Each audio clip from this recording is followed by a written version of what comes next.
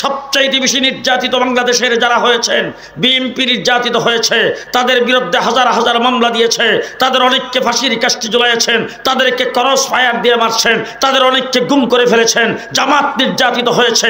আমি যারা নির্যাতিত হয়েছে তাদের সকলকে বুকে হাত দিয়ে জিজ্ঞাসা করতে চাই, আপনাদের 15 বছরের সমস্ত নির্যাতন একত্রিত করলে আমার শাপলা চত্বরের এক রাত্রির সমান হবে না। এক রাত্রে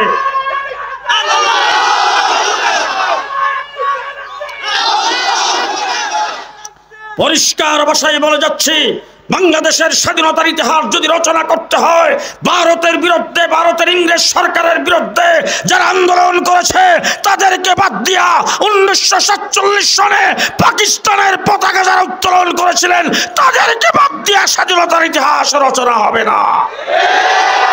পরিষ্কার নামগুলি বলে যাচ্ছে, মনে রাখেন। হাজী শরীয়তুল্লাহকে বাদ দিয়ে, হাজী শরীয়তুল্লাহর বংশের পীর মোহসেন উদ্দিন দুদু মিয়াকে বাদ দিয়ে, পীর বাদশা মিয়াকে বাদ দিয়ে স্বাধীনতার ইতিহাস রচনা করলে গাদ্দার হবে আর মুনাফিক হবে। দেশ স্বাধীন করেছেন উলামায়ে কেরাম। হুসাইন আহমদ মাদানী যদি ইংরেজের কাঠগড়ায় দাঁড়াইয়া ইংরেজ বিচারকের বিরুদ্ধে যদি কথা না বলতেন, তিনি যদি 144 দ্বারা ভঙ্গ করে পাকিস্তানের করাচিতে বক্তব্য না রাখতেন, দেশ 1947 সনে স্বাধীন হতো না।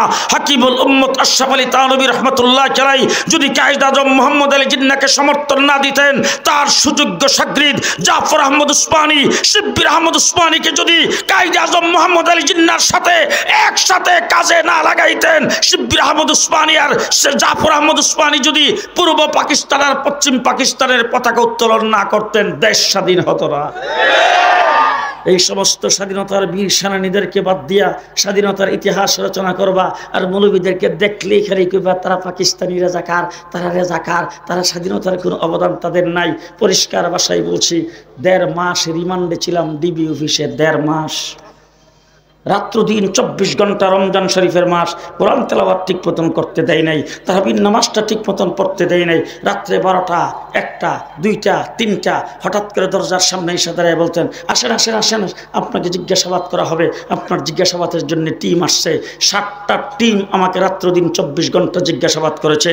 1.5 মাস পর্যন্ত, সেই 1.5 মাসের ভিতরে ঘুমাইতে দেয় নাই, কোনো বিছনাপত্র দেয় নাই, একটা রুমের ভিতরে ছিলাম। সেইগুলি বলে লাভ নাই, কিন্তু যখনই যে জিজ্ঞাসাবাদ করতে আসতো আমার সামনে, সর্বপ্রথম তাদের সামনে যাওয়ার পরে যেই গালিটা দিত, তুই পাকিস্তানি রাজাকার, তোর হাফিজি হুজুর পাকিস্তানি রাজাকার, তোর শাইখুল হাদিস পাকিস্তানি রাজাকার, তোর মুফতি আমিরি পাকিস্তানি রাজাকার, এক একজনের নাম দরে দরে পাকিস্তানি রাজাকার বলে গালি দিয়েছে। আমি আজকে পরিষ্কার ভাষায় বলতে চাই, পৃথিবীর অর্ধেকটা পৃথিবী ঘোরাফেরা করেছি, আমেরিকা, কানাডা, ইউরোপ, ইংল্যান্ড, গোটা পশ্চিমা দুনিয়া, মিডল ইস্টের প্রত্যেকটা দেশে গিয়েছি, চুষে বেড়াইছি, কিন্তু কোনোদিন পাকিস্তান যাই নাই। পাকিস্তানের কোনো পাসপোর্টে আমার কোনো সিল নাই, পাকিস্তানের কোনো ভিসা আমার পাসপোর্টে নাই। তারপরে তোমরা আমাকে পাকিস্তানি রাজাকার বলেছ। পরিষ্কার ভাষায় বলতে চাই, আমরা পাকিস্তানি রাজাকার নয়, আমরা হলাম দেশপ্রেমিক। আজকে তোমাদেরকে বলতে চাই, তোমরা সবাই ইন্ডিয়ান রাজাকার, ইন্ডিয়ান রাজাকার, ইন্ডিয়ান রাজাকার।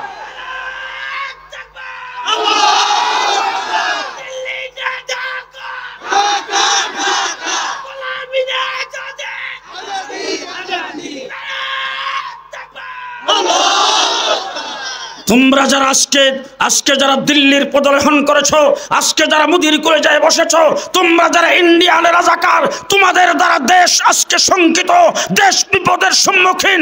পরিষ্কার ভাষায় বলছি, সচিবালয়ে আগুন তোমরাই দিয়েছো। আমার একজন আদালত পাড়ায় চট্টগ্রামে একজন আইনজীবীকে জবাই করে হত্যা তোমরাই করেছো। বাংলাদেশ পদে পদে বাংলাদেশকে ধ্বংস করার জন্য তোমরা ষড়যন্ত্র করছো, লুটপাট করেছো, সেটা দেখতে চাই না। শেখ হাসিনা যখন বাংলাদেশ থেকে পালাইয়া যাবেন, যখন তিনি এখান থেকে চলে যাচ্ছেন, তাকে যারা দেশ থেকে ভাগ্যে যাওয়ার জন্য সুযোগ সুবিধা করে দিয়েছেন, তারা তো শেখ হাসিনার দ্বারা বেনিফিশিয়ারি, এই জন্য তারা করেছেন ভালো কথা, সেই ব্যাপারে বলতে চাই না। কিন্তু যাওয়ার আগে তিনি ইন্ডিয়ার দিল্লির সাথে যোগাযোগ করেছেন বাংলাদেশকে অ্যাটাক করার জন্যে। পরিষ্কার ভাষায় বলতে চাই, বাংলাদেশকে অ্যাটাক করার জন্য দেশের একটা প্রধানমন্ত্রী হয়ে যদি অ্যাটাক করার জন্য আরেকটা দেশকে বলতে পারে, সে সবচাইতে বড় রাষ্ট্রদ্রোহী, তার মধ্যে কোনো সন্দেহ নাই। সে সবচাইতে বড় স্বাধীনতা বিরোধী, তার মধ্যে কোনো সন্দেহ নাই। শুধু এই অজুহাতে তার ফাঁসির কাস্টে ঝুলতে হবে। ও আমার ভাইরা, স্বাধীনতা, বাংলাদেশের স্বাধীনতা আসছে উলামায়ে কেরামের যুদ্ধ জাহাদের বিনিময়ে। শেষ কিছু ওয়াজ আপনারা করবেন আর কিছু আমি করব। এখন একটা ওয়াজ আপনাদের দিয়ে করাইতে চাই, সেটা হলো আমরা পূর্ব যখন 1947 সনে দেশটা যখন দুই ভাগে ভাগ হয়ে ইংরেজ যখন চলে গেছে, দেশ যখন স্বাধীন হলো, তখন আমরা কোন অংশে ছিলাম? আমরা ছিলাম পাকিস্তান। কোনটাতে ছিলাম? পাকিস্তান। আচ্ছা, আমাদের ভাষা কি? বাংলা। আমরা জাতে কি? বাঙালি। আচ্ছা বলেন তো, কলিকাতার ভাষা কি? কলিকাতার মানুষ জাতে কি? তারাও বাঙালি, আমরাও বাঙালি। তাদের ভাষাও বাংলা, আমাদের ভাষাও বাংলা, কিন্তু আমরা হলাম পাকিস্তানের অংশ, কলিকাতা হইল হিন্দুস্তানের অংশ।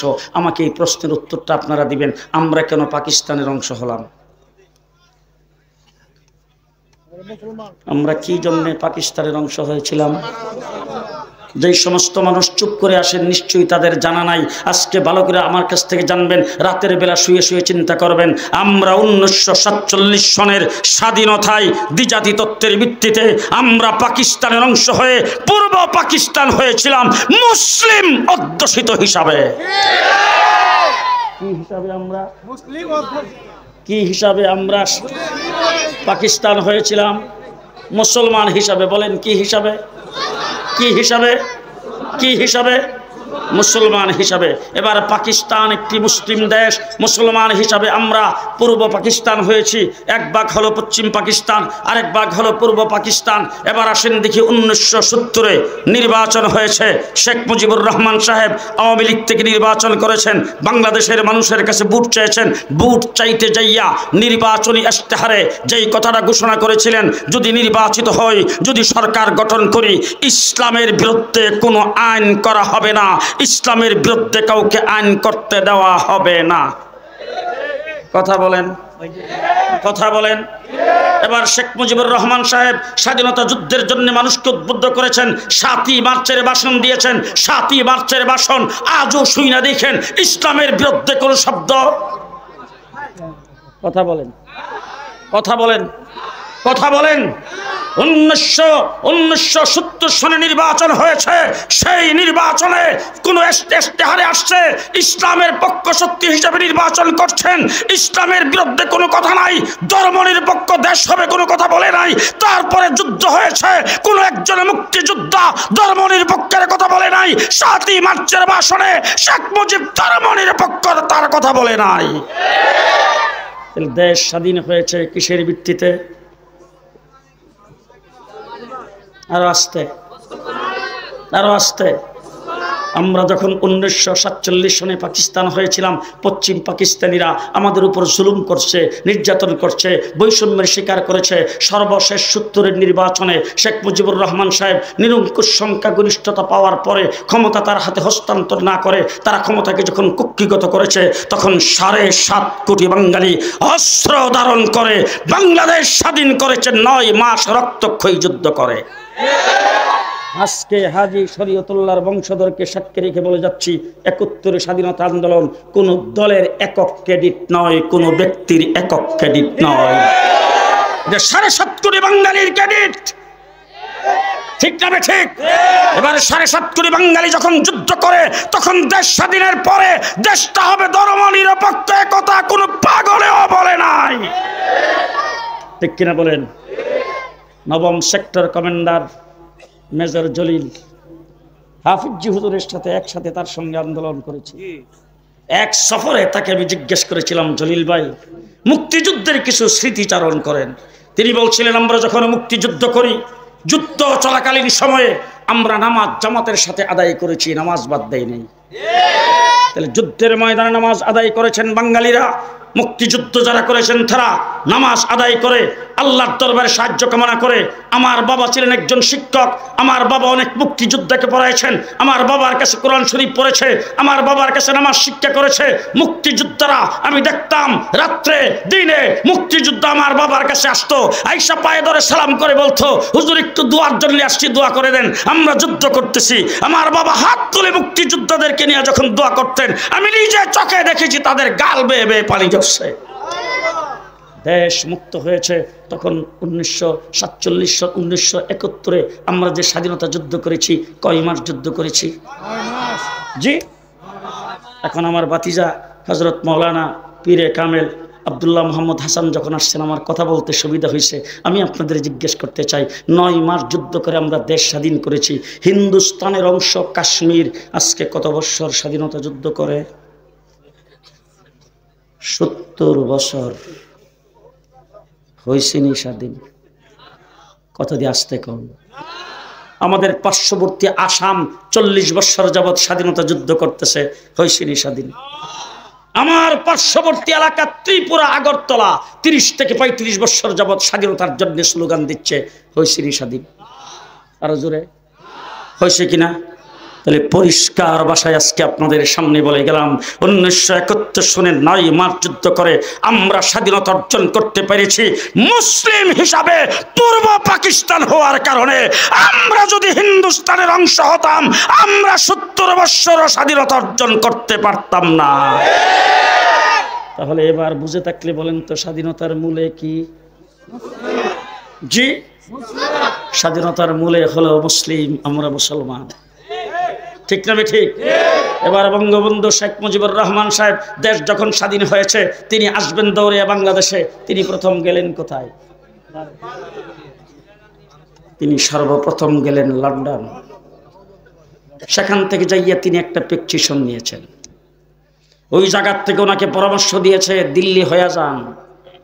তিনি আইসা দিল্লিতে নামলেন। তখনকার সময়ের শ্রীমতী ইন্দিরা গান্ধীর সঙ্গে সাক্ষাৎ করে এখান থেকে আরেকটা পেটিশন এনেছেন।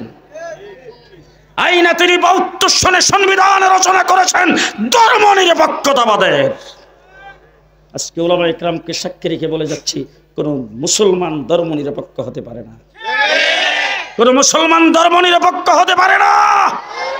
মুসলমানদের সম্পর্কে আল্লাহ পাক পরিষ্কার কোরআন শরীফে বলেছেন মুসলমানদেরকে যদি রাজত্বের মালিক বানানো হয়, মুসলমানকে যদি ক্ষমতা দেওয়া হয়, মুসলমান ক্ষমতায় যাইয়া 4টা কাজ করবে। কয়টা? 4টা। 1 নম্বর কাজ হলো নামাজ কায়েম করবে। 1 নম্বর কাজ কি? নামাজ কায়েম করবে। 2 নম্বর কাজ হলো যাকাত সিস্টেম চালু করবে। 3 নম্বর কাজ হলো সৎ কাজের আদেশ করবে। 4 নম্বর কাজ হলো অসৎ কাজ থেকে মানুষকে ফিরিয়ে রাখবে। তাইলে আমাদের শেখ হাসিনা খুব সাংঘাতিক ধার্মিক। 2 বছর জেল খেটে যখন বাইরে হয়ে আসলাম হাসপাতালে ভর্তি, স্বরাষ্ট্রমন্ত্রী একটা খুনকার মারতেছে আমার ছেলের কাছে ফোন করে, আমার জামাইয়ের কাছে। 3-4 দিন হয়েছে জেল থেকে বেরোইছে, এখনো আমার সঙ্গে সাক্ষাৎ করে নাই।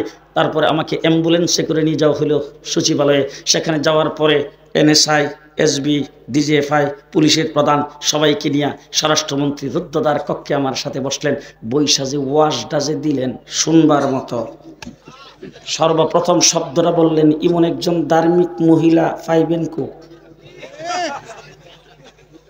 ইমন একজন ধার্মিক মহিলা পাইবেন কই? মাথার কাপড়টা কোন সময় পরতে দেখছেন? মাথার কাপড় কোনোদিন পরে না, এতটুক পর্যন্ত ব্লাউজ পরে। 460টা মসজিদ বানাইছে। এরপরে কোনদিন 5 ওয়াক্ত নামাজ কোনদিন কাজা করে না, তাহাজ্জুদ কোনদিন ছুটে না, ফজরের নামাজের পরে কোরআন তেলাওয়াত না করে কোনো কামই করে না। যখন তিনি কথাগুলি বলতেছিল তখন আমার কোরআন শরীফের একটা আয়াত বারবার খালি মনে হইতেছিল, আল্লাহ পাক 1400 বছর আগে হাসিনারে কেমনে চিনল।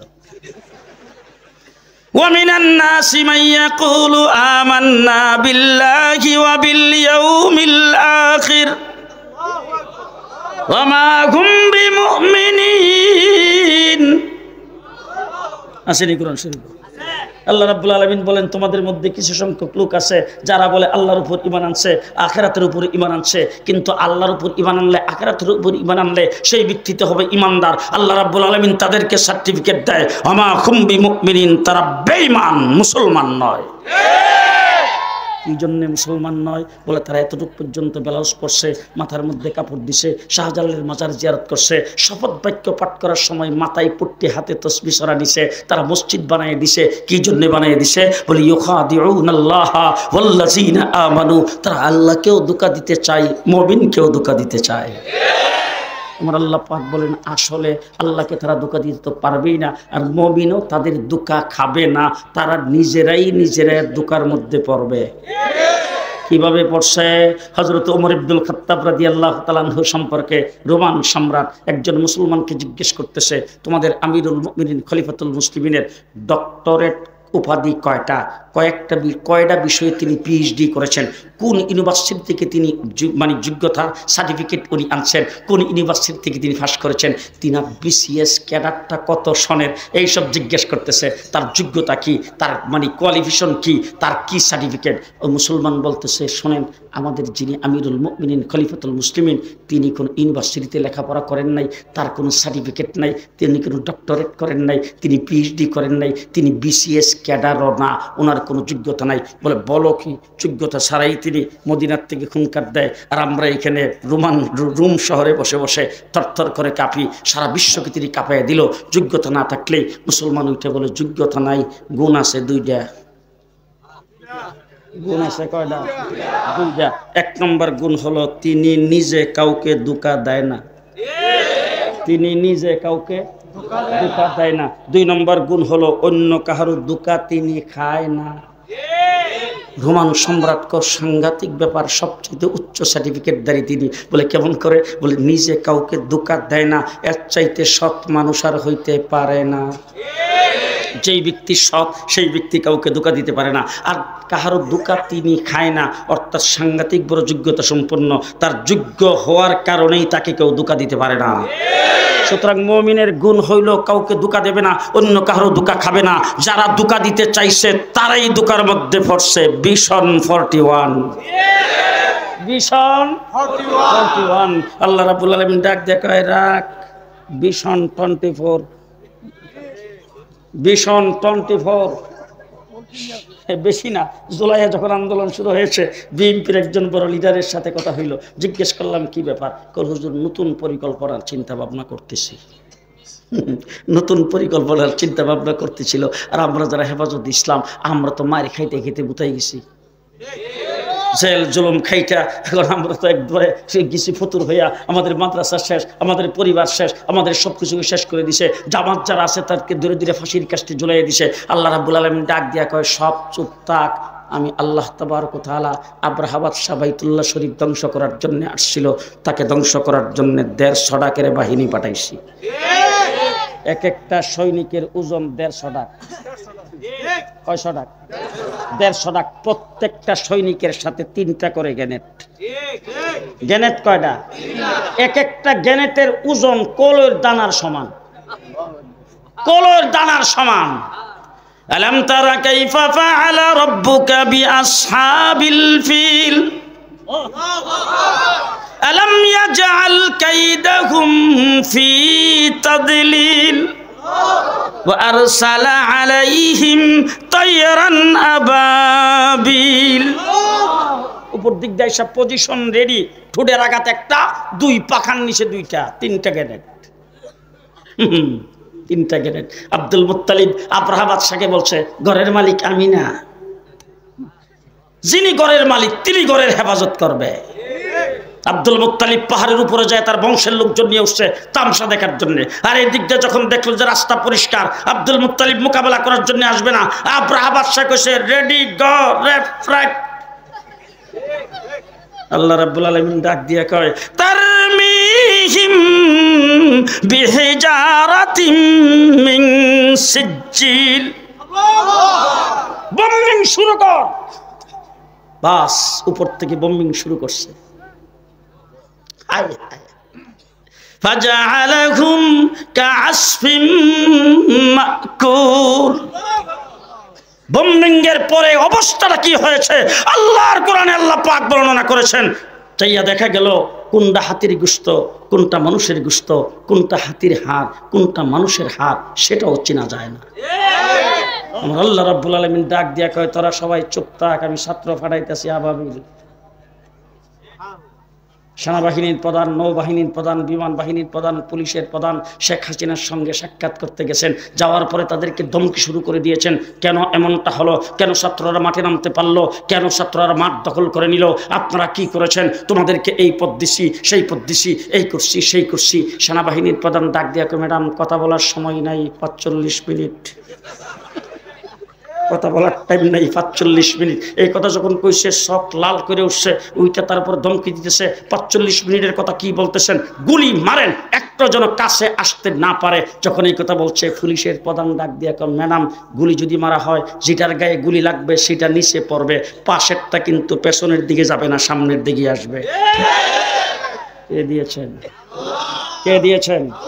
শেষ কথা আপনাদের সামনে বলছি, জুলাই আগস্টের আন্দোলন হয়েছে, ছাত্র জনতা মাঠে নামছে কোটার দাবিতে। আমার কওমি মাদ্রাসার ছাত্রদের জন্য কোটার কোনো প্রয়োজন নাই, কিন্তু যখন ছাত্ররা রক্ত দিতে শুরু করেছেন, তাদের উপর যখন গুলি চালানো হয়েছে, আমার কওমি মাদ্রাসার ছাত্র একজন ঘরে বসে থাকে নাই, তাদের কাঁধে কাঁধ মিলে রাস্তায় নেমে এসে 84 জন জীবন দিয়েছে, 500-র উপরে আহত হয়েছে। আজকে কওমি মাদ্রাসার ছাত্ররা, স্কুল কলেজের ছাত্ররা সকলে মিলে ঐক্যবদ্ধ হয়ে মাঠে ময়দানে যখন আন্দোলন শুরু করেছেন, তাদের যখন মুখর মুখর গুলি আসতেছে, তাদের উপর যখন গুলি বর্ষণ করা হচ্ছে, তাদের ভাইরা যখন আহত হইতেছেন, তাদের ভাইরা যখন জীবন দিচ্ছেন, ওই অবস্থায় মসজিদ থেকে যখন আল্লাহু আকবারের আযান হয়েছে, সাথে সাথে রাজপথে কাতার বেঁধে দাঁড়ায় একজনকে ইমাম বানিয়ে নামাজে দাঁড়িয়ে গেছে। যে দেশের ছাত্ররা আন্দোলন সংগ্রামের সময় আল্লাহকে ভুলে নাই, যখন দেশ যখন স্বাধীন হয়েছে, হাসিনা যখন পালিয়ে গেছে, তখন আপনারা ইউটিউবে খুঁজলে পাবেন, আমার এক বোন কোন ইউনিভার্সিটির ছাত্র জানি না, যুবতী, হঠাৎ করে তার কলার মধ্যে ছিল ওড়না, সে ওড়নাটাকে মাথার মধ্যে পেশায়া সে চোখের পানি ছাড়তেছে আর আল্লাহর দরবারে ডাক দিয়ে বলতেছেন, আল্লাহ এই বিজয় আমাদের কোনো ক্রেডিট নয়, এটা তোমারই ভরসা, তোমার কারণেই হয়েছে। তাইলে যেই ছাত্রীরা পর্যন্ত আল্লাহর উপর ভরসা করে মাঠে নামছেন, ছাত্ররা পর্যন্ত রাজপথে নামাজ আদায় করে যেই বিপ্লব ঘটাইছেন, এই বিপ্লবের পরে পরিষ্কার ভাষায় বলতে চাই, ডিজিটাল বাংলাদেশ দেখলাম, স্মার্ট বাংলাদেশ দেখলাম, কাঁচামরিচের কেজি 1000 টাকা। এবার 54 বছর পরে যে বিপ্লব হয়েছে, সেই বিপ্লবের পরে এই দেশ হবে ইসলামের বাংলাদেশ, ইসলামের বাংলাদেশ। আমি আপনাদের কাছে জানতে চাই, হাজী শরীয়তুল্লাহর বাঁশের লাঠি আবার হাতে নিতে প্রস্তুত? সবাই না, প্রস্তুত আছেন? যদি ইসলামের বাংলাদেশ করার জন্য যদি আবার রাস্তায় নামতে হয়, নামতে প্রস্তুত? আবার যদি শাপলা চত্বরে যাইতে হয়, কে কে যাইতে প্রস্তুত? আপনারা এখানে হাজী শরীয়তুল্লাহ রহমতুল্লাহ আলাইহির বংশধর বর্তমান যারা আছেন, তাদের অনুসরণ, অনুকরণ এবং তাদের ভক্ত হিসাবে এই এলাকার অধিকাংশ মুসলমান তাদের দ্বীনি কার্যক্রম পরিচালনা করে থাকেন। আমাদের দেশটা বর্তমান বাংলাদেশ, এই দেশটা এক সময় ভারতবর্ষ ছিল। ভারতবর্ষের পরে আমরা একবার হয়েছিলাম পাকিস্তান, পাকিস্তানের পরে আমরা এখন হয়েছি বাংলাদেশ। কিন্তু আমাদের মূল পরিচয়টা 54 বছর পর্যন্ত বাংলাদেশকে যারা শাসন করেছেন, পদে পদে আমাদের অন্তর থেকে আমাদের মূল পরিচয় ভুলাইয়া দিয়েছেন। আমাদের আসল পরিচয় হলো আমরা মুসলমান। এই বাংলাদেশ সহ ভারতবর্ষে সাহাবায়ে কেরাম দ্বীন প্রচার করার জন্য আগমন করেছেন। সাহাবায়ে কেরামদের মাধ্যমে আমাদের পূর্বপুরুষ দ্বীন পেয়েছেন। সাহাবী এই বাংলাদেশে মসজিদ নির্মাণ করেছেন, সেই ইতিহাস আমাদের জানা আছে। সাহাবী এই মাটির উপর দিয়েই চীন পর্যন্ত গমন করেছেন। সাহাবায়ে কেরামের আমল থেকে এই দেশে ইসলাম আগমন করেছে। পীর আউলিয়া বুজুর্গদের মাধ্যমে দেশের মানুষ ইসলাম পেয়েছে। খাজা মঈনুদ্দিন চিশতি রহমাতুল্লাহ আলাইহি ভারতবর্ষে এসে ইসলাম প্রচার করেছেন, পৃথ্বীরাজের বিরুদ্ধে মোকাবেলা করেছেন, 99 লক্ষ মানুষ তার হাতে ইসলাম কবুল করেছেন। এই দেশ 800 বৎসর পর্যন্ত মুসলমান শাসন করেছে। মুসলমানদের শাসন ক্ষমতায় এমন ব্যক্তিও ছিল যিনি এই ভারতবর্ষ শাসন করেছেন, কিন্তু তার জীবনে কোনোদিন তাহাজ্জুদের নামাজ কাজা হয় নাই, তার জীবনে কোনোদিন আসরের সুন্নত কাজা হয় নাই, 5 ওয়াক্ত নামাজের তাকবীরওয়ালা কোনোদিন তিনি ছাড়েন নাই। খাজা কুতুবউদ্দিন কাকি রহমতুল্লাহি আলাইহি ইন্তেকাল করেছেন। ইন্তেকালের সময় তারা খাদেমকে ওসিয়ত করেছেন, আমার জানাজা এমন ব্যক্তি পড়াবেন যেই ব্যক্তির 4টা গুণ আছে। 4টা গুণ। 1 নম্বর গুণ হলো 5 ওয়াক্ত নামাজ কোনোদিন কাজা হয় নাই। 2 নম্বর গুণ হলো কোনোদিন তাহাজ্জুদ ছুটে নাই। 3 নম্বর হলো আসরের সুন্নত কোনোদিন কাজা হয় নাই। 4 নম্বর তার চোখে কোনোদিন বেগানা কোনো নারীর চেহারা দেখে নাই। খাদেম লাশ প্রস্তুত করে লক্ষ লক্ষ মানুষ জানাজায় অংশগ্রহণ করেছেন। আলেম উলামায়ে কেরাম, মুফাসসিরে কোরআন, মুফতিয়ানে কেরামের অভাব নাই, মুহাদ্দিসিনে কেরামের অভাব নাই। বড় বড় পাগড়িওয়ালা বড় বড় ওলি বুজুর্গ সেখানে আসছেন। খাদেম লাশ রাখার পরে তারপরে এলান করেছেন, হুজুর ইন্তেকাল করার আগে আমার কাছে 4টা শর্ত বলেছেন, 4 শর্ত যার ভিতরে পাওয়া যাবে তিনি জানাজা পড়াবেন। কোনো ব্যক্তি সামনে যাওয়ার সাহস নাই, সবাই মাথা নিচের দিকে দিয়ে আছেন। 4 শর্ত কাহারও ভিতরে নাই, নিস্তব্ধ চতুর্দিকে। হঠাৎ দেখে একজন ব্যক্তি সামনে যাচ্ছেন, গাল বেয়ে বেয়ে পানি ঝরতেছে, মাথা নিচের দিকে। সামনে যায় দাঁড়ায়, তারপরে যখন চেহারা উপরের দিকে উঠাইছেন, সকলেই তাকে দেখেন ভারতবর্ষের শাসক, ভারতবর্ষের বাদশাহ সুলতান শামসুদ্দিন আলতামশ রহমতুল্লাহি আলাইহি। সুবহানাল্লাহ, তো জোরে কইলে বাইরে মানুষ। সুলতান শামসুদ্দিন আলতামশ রহমতুল্লাহি আলাইহি দাঁড়ায় বলছেন, শোনো, এই বুড়া ইন্তেকালের সময় আমাকে প্রকাশ করে দিয়ে গেলেন, আমি রাষ্ট্র পরিচালনা করি ঠিক, কিন্তু আজ পর্যন্ত কোনোদিন আমার 1 ওয়াক্ত নামাজের তাকবীরওয়ালা ছুটে নাই। আজ পর্যন্ত কোনোদিন আমি তাহাজ্জুদ কাজা করি নাই। আসরের সুন্নত আমার কোনোদিন কাজা হয় নাই। আমার চোখে আমি বেগানা কোনো নারীর চেহারা বালেগ হওয়ার পর থেকে দেখি নাই। সেই ভারতবর্ষ 800 বৎসর মুসলমান শাসন করার পরে এই দেশের ক্ষমতা ইংরেজ দখল করেছে। 250 বৎসরে 3.5 লক্ষ কোরআনের কপি আগুন দিয়া জ্বালাইছেন। 3.5 লক্ষ আলেম উলামায়ে কেরামকে আগুনে পোড়ায়া, পানিতে ডুবায়া, শুয়োরের চামড়ার ভিতরে উলামায়ে কেরামকে ঢুকায়া পানিতে নিক্ষেপ করা হয়েছে, আগুনে নিক্ষেপ করা হয়েছে। গাছের ডালায় আলেমদেরকে ফাঁসির কাস্টে ঝোলানো হয়েছে। একদিনে 14,000 আলেমকে ফাঁসি দিয়ে মারছেন, কিন্তু একদিনের জন্য এই দেশ থেকে ইসলামকে বিদায় করতে পারে নাই। ইতিহাস সাক্ষ্য দিয়েছে হাজী শরীয়তুল্লাহ রহমতুল্লাহি আলাইহির ফরাইজি আন্দোলন। ইংরেজের বিরুদ্ধে মোকাবেলা করে তিনি ইসলাম এবং মুসলমানদের ফরজ আদায়ের জন্য আন্দোলন করেছেন। তাই তিনি তার বংশের ফরিদপুরের ইউসুফ আলী মোহন মিয়া, নাম শুনছেন বোধহয় আপনারা। গত কিছুদিন আগে আমি ফরিদপুরে এক মাহফিলে গিয়েছিলাম। সেই মাহফিলে কিছু বিএনপির কিছু নেতা আসছেন। নেতারা মাহফিলে বসছেন, আমার সঙ্গে পরিচয় দিয়েছেন। তাদের পরিচয় হলো তারা কামাল ইবনে ইউসুফের বায়ের ঘরের বাতিজ জামাই। পরিচয় দিয়ে তারা বসছেন। বসার পরে যখন আমি বললাম যে আজকে যে জামাই এখানে বসা আছেন সেই জামাইয়ের দাদা শ্বশুরের কথা বলবো,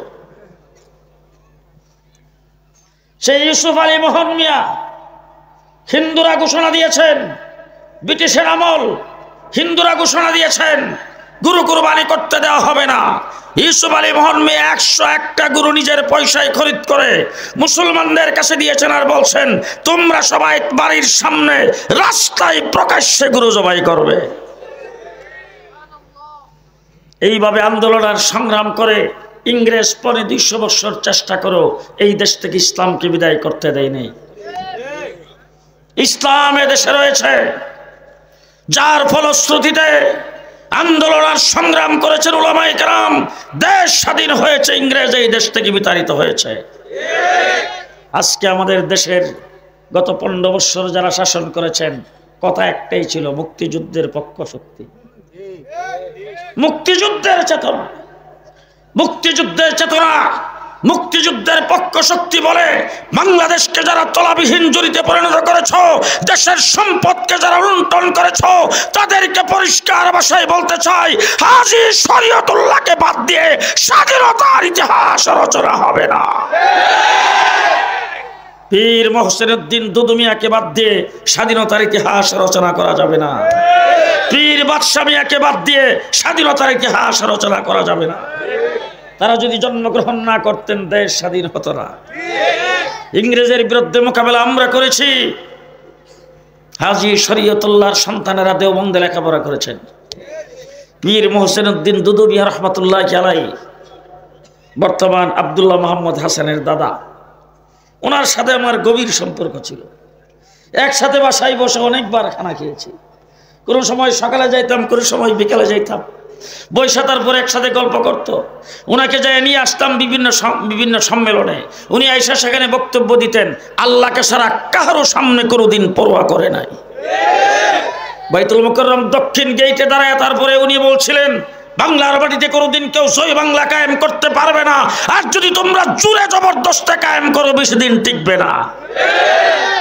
পদ্মা সেতু উদ্বোধন করার সময় আমার দেশের প্রধানমন্ত্রী বলেছিলেন, ভিশন 41 ঘুমাই গেছে, ভিশন 41। আল্লাহ রাব্বুল আলামিন ডাক দেয়া থাম, ভিশন 24। কোনটা হইছে? হ্যাঁ, ভিশন 41। 15 বছর ক্ষমতায় থাকে তলাবিহীন জড়িতে পরিণত করেছ দেশ। তোমার ফিউন 400 কোটি টাকার মালিক, যার ফিউন 400 কোটি টাকার মালিক, হের ছেলে কত কোটি টাকার মালিক, হের মেয়ে কত কোটি টাকার মালিক, হের বোন কত কোটি টাকার মালিক, আর হে নিজে কত কোটি টাকার মালিক। শুধু হাসিনার পোলা বাংলাদেশ থেকে যেই টাকা পাচার করেছেন তা দিয়া 6টা পদ্মা ব্রিজ হতো। তোমাদের লিডারকে গ্রেফতার করতে বাসায় যায় দেখেন লিফটের গর্তের ভিতরে 400 কোটি। বর্ডার ফাঁস হয়ে বাগদে গেছে, ব্যাগের ভিতরে 70 লাখ। একজন মৌলবী তাদের এমপি ছিল, তারা ধরতে যায় ঘরের ভিতরে পাইছে 30 লাখ। কি পরিমাণ লুটপাট, কি পরিমাণ লুটপাট করেছ! দেশটাকে পরাধীন করার জন্য, প্রতিরক্ষাকে ধ্বংস করার জন্য 57 জন আর্মি অফিসারকে এক রাত্রে হত্যা করেছ। ঠিক কিনা বলেন? সবচাইতে বেশি নির্যাতিত হয়েছে এই দেশের আলিম উলামায়ে কেরাম। কোন মসজিদের ইমামের মেহরাব নিরাপদ ছিল না, কোন মসজিদের খতিবের মিম্বর নিরাপদ ছিল না, কোন ওয়াজ মাহফিল ইসলামী সম্মেলনের স্টেজ নিরাপদ ছিল না, কোন আলেম উলামায়ে কেরাম নিরাপদে কোথাও কথা বলতে পারে না।